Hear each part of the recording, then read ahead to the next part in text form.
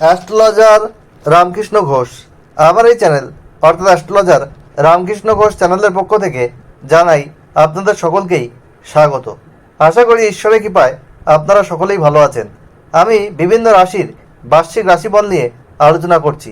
আর কয়েক মাস পরেই ইংরাজি 2025 অগ্রিম আপনাদেরকে জানাই 2025 এর প্রীতি, শুভেচ্ছা, আন্তরিক অভিনন্দন ও একগুচ্ছ মিষ্টি ভালোবাসা।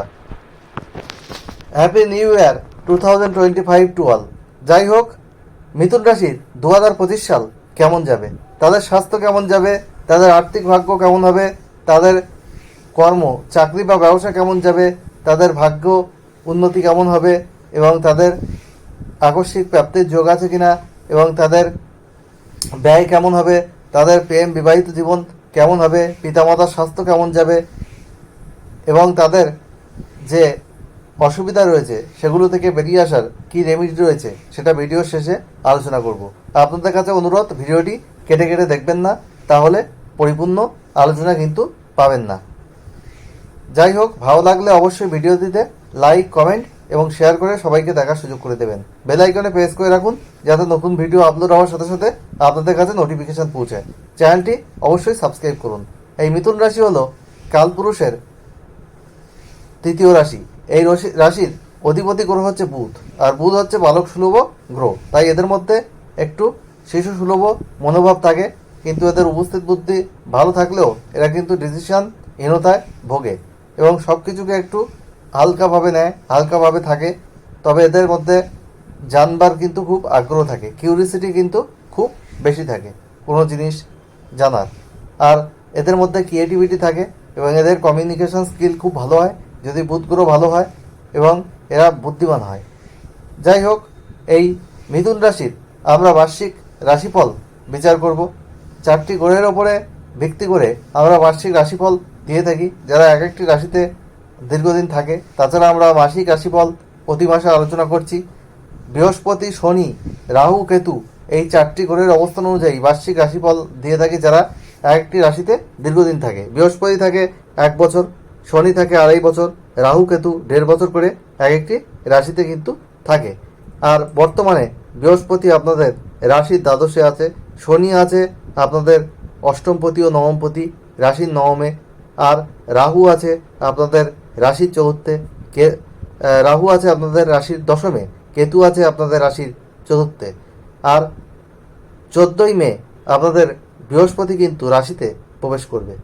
আর 18ই মে কেতু আপনাদের তৃতীয় গোচর করবে, আর রাহু আপনাদের নবমে গোচর করবে। আর 28শে মার্চ শনি কিন্তু আপনাদের দশমে গোচর করবে। এই হলো ওভারঅল গোচর ফল। তাহলে বছরের প্রথমার্ধ অর্থাৎ জানুয়ারি থেকে আপনাদের মে মাস পর্যন্ত, আর একটা হচ্ছে জুন মাস থেকে বা মের সেকেন্ড হাফ থেকে ডিসেম্বর মাস পর্যন্ত আপনাদের দুরকম কিন্তু যাবে। তাহলে প্রথমে আমি স্বাস্থ্য নিয়ে আসছি। আপনাদের নবমে রাহু, প্রথমে তো দশমে আছে, তারপরে নবমে আসবে। আপনাদের কিন্তু পেটের সমস্যা দেখা যাবে, ব্যথা বেদনা এগুলো থাকবে, অস্থি রোগ, একটু ডিপ্রেশন এগুলো থাকবে, একটু হতাশা, টেনশান এগুলো থাকবে। আপনাদের স্বাস্থ্য বিষয়ে সচেতন হতে হবে। আপনারা প্রতিদিন যোগব্যায়াম করুন, খাদ্যাভ্যাস করুন, এক্সারসাইজ করুন, হাঁটাচলা করুন, তাহলে আপনারা অনেক কিন্তু কিছু স্বাস্থ্যের ব্যাপারে পজিটিভ পেতে পারেন। আর আপনাদের বছরের প্রথমার্ধে অর্থাৎ মে মাসের আগে পর্যন্ত, মে মাস পর্যন্ত মায়ের স্বাস্থ্য কিন্তু খারাপ যেতে পারে বা মায়ের সাথে বন্ডিংয়ের কিছু অসুবিধা হতে পারে, পারিবারিক কিছু ঝামেলা আপনাদের কিন্তু থাকতে পারে। তবে 18ই মের পর আপনাদের রাহু কেতুর পরিবর্তন হচ্ছে, তখন কিন্তু আপনাদের পারিবারিক যে ঝামেলাগুলো আছে সেগুলো থেকে আপনারা মুক্ত হতে পারবেন। মায়ের সাথে বন্ডিংয়ের জায়গা ভালো হবে, মায়ের স্বাস্থ্যের উন্নতি কিন্তু হবে।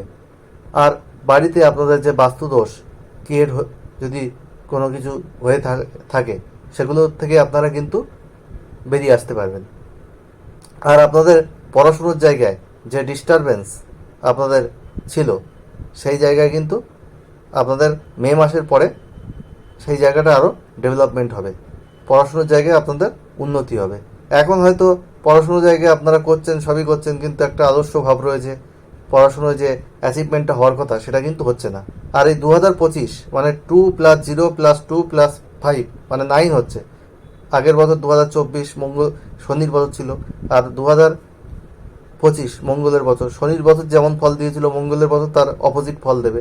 2024টা হয়তো আপনাদের খুব একটা ভালো কাটেনি, 25 কিন্তু অ্যাচিভমেন্টের বছর। এই কারণ এই মঙ্গল আপনাদের ষষ্ঠপতি এবং একাদশপতি। আপনারা এই বছরে অনেক কিছু অ্যাচিভ করতে পারবেন।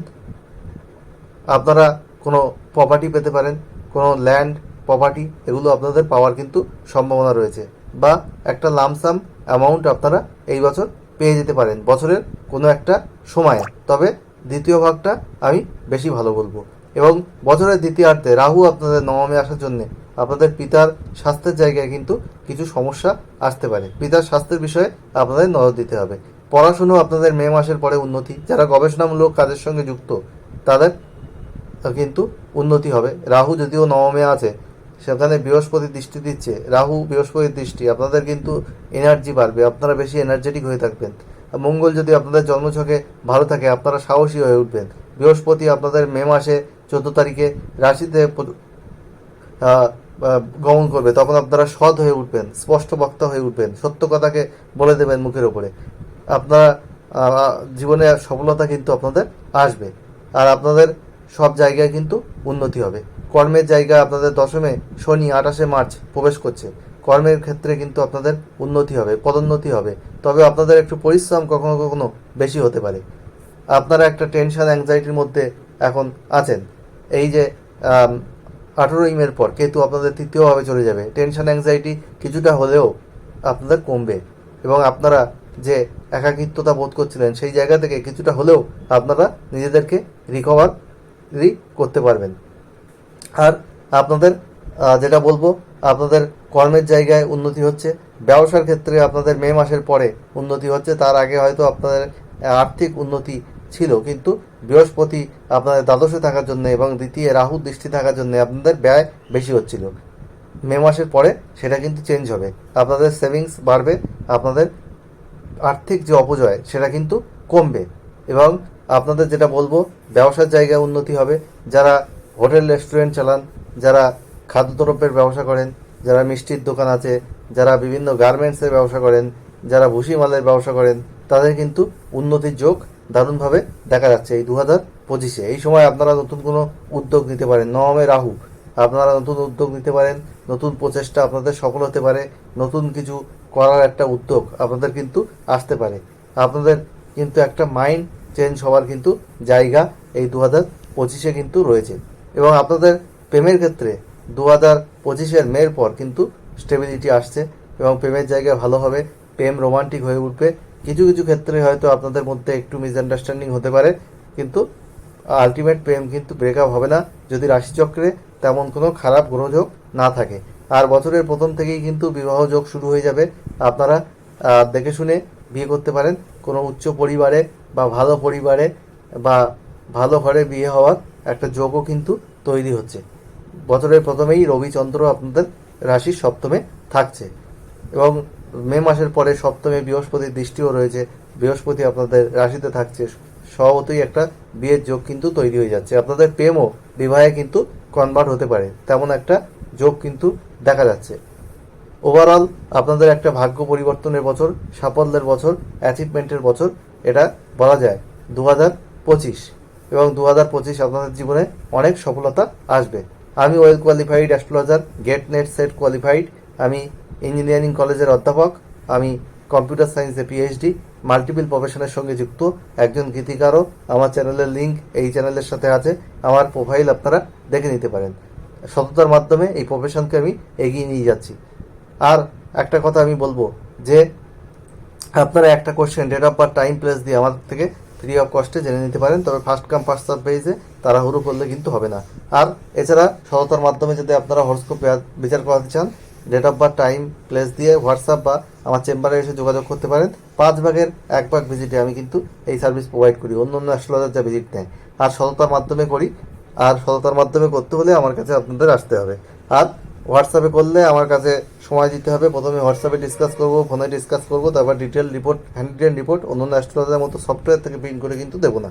সেই রিপোর্ট আপনাদেরকে পিডিএফ করে স্ক্যান করে আপনাদের হোয়াটসঅ্যাপে আমি পাঠিয়ে দিই।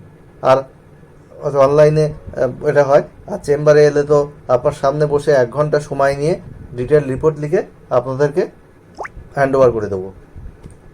আর এই সার্ভিস আপনাদের আমি প্রোভাইড করছি। আর আপনাদের যে সমস্যা রয়েছে সেই সমস্যার জন্যে আপনাদের যেটা করতে হবে, প্রতিদিন আপনাদের হনুমান চাল্লিশা বা প্রতি মঙ্গলবার হনুমান চাল্লিশা আপনারা 3 বার পাঠ করুন, অনেক শুভ ফল পাবেন। আর আপনারা ভূতের বীজ মন্ত্র প্রতিদিন পাঠ করুন 5 বার, ওং ব্রাম ব্রিম ব্রোম সব উদাহরণ। আর আপনারা সবুজ, সাদা, নীল, আকাশি, হলুদ, সোনালি রং বেশি ব্যবহার করুন। কালো, ধূসর, ক্রিম, গোলাপি এইসব কালার কম ব্যবহার করুন, তাহলে আপনাদের পজিটিভিটি কিন্তু অনেক বাড়বে। আর রাহুর মন্ত্র আপনারা প্রতিদিন পাঠ করুন 108 বার, ওং এইং রিং রাহবে নমঃ, এই মন্ত্রটা পাঠ করুন, তাহলে আপনারা অনেক শুভ ফল কিন্তু পাবেন। এটা আমি আপনাদেরকে বলতে পারি। যাই হোক, 2025 আপনাদের জীবন সুখ সমৃদ্ধি আনন্দে ভরে উঠুক, ঈশ্বরের কাছে এই প্রার্থনা করে আজ এখানেই শেষ করছি। আবার খুব তাড়াতাড়ি নতুন আলোচনা নিয়ে আমি আপনাদের সামনে হাজির হব। আজ এখানেই শেষ করলাম।